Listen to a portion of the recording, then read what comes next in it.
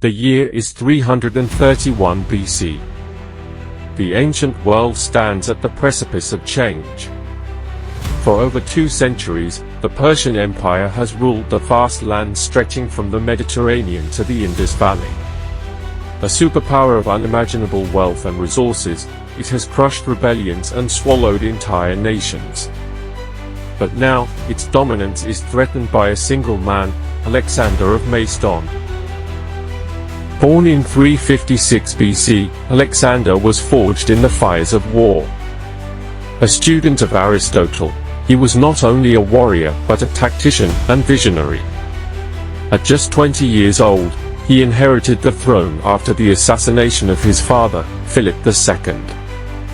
With an army trained to perfection and a dream of conquest, he set his sights on the greatest prize of all, the Persian Empire. By 333 BC, Alexander had already shattered the Persian forces at the Battle of Issus, sending King Darius III into retreat. The Macedonian war machine continued its relentless march, seizing Egypt and being hailed as a liberator. But Alexander knew that as long as Darius lived, Persia would never be truly his. The final confrontation was inevitable.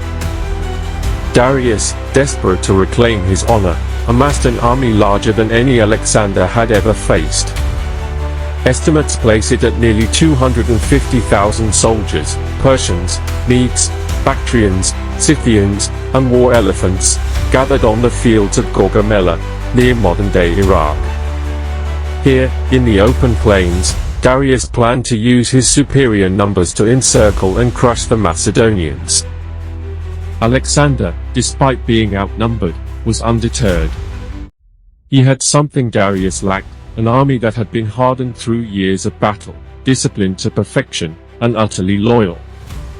With just 47,000 men, he devised a bold strategy to outmaneuver the Persian war machine.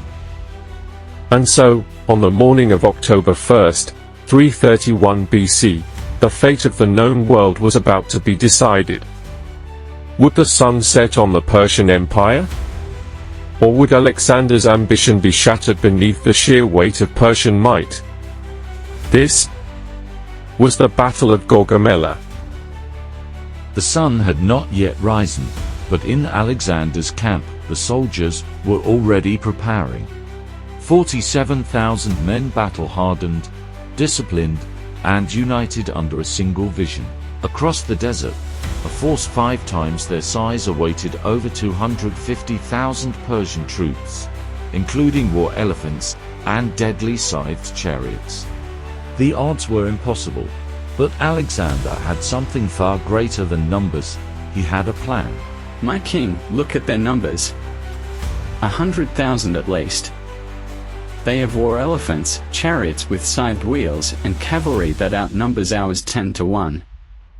If we strike at night, we may stand a chance. No, Armenian. I will not steal victory in the dark. I want the world to see who truly rules it. We are outnumbered, yes, but have we not faced impossible odds before? Have we not conquered the mighty Persians at Issus? Have we not stormed city after city, breaking their will? Today, we finish what we started. Today, we take the world. On the other side of the battlefield, King Darius III stood at the center of his colossal army. He commanded warriors from every corner of his empire: Greek mercenaries, Persian immortals, Indian war elephants, and fearsome cavalry. The battlefield itself had been prepared in advance, flattened to give his deadly chariots the perfect terrain to charge.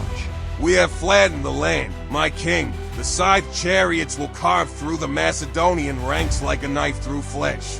Alexander is reckless, but he is no fool. We must crush him completely. There can be no escape this time. This is the man who dares to call himself King of Asia. He is but a boy. Today, we end his ambition forever. Darius opened the battle with his most fearsome weapon, his scythed chariots. Designed to slice through infantry, they were an unstoppable force, unless they could be outmaneuvered. They are coming straight for us.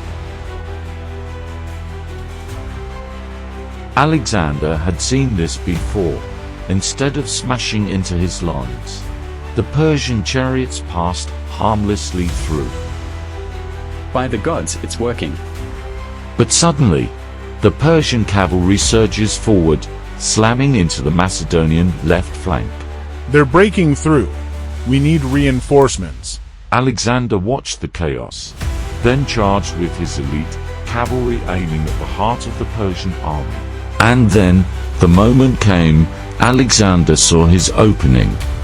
They crashed into the Persian center, cutting down Darius's elite guards. Darius looked around and saw his best soldiers falling. Suddenly, Darius turned his chariot and fled, leaving his army behind. The Persian army collapsed, thousands threw down their weapons and fled. With Darius defeated, Alexander became the true king of Asia, but his ambition would push him further, toward new lands, new battles, and ultimately, toward his own downfall. Was he the greatest conqueror of all time? Or a man consumed by his own legend? What do you think? If you enjoyed this story, like, subscribe, and tell us what historical battle you'd like next.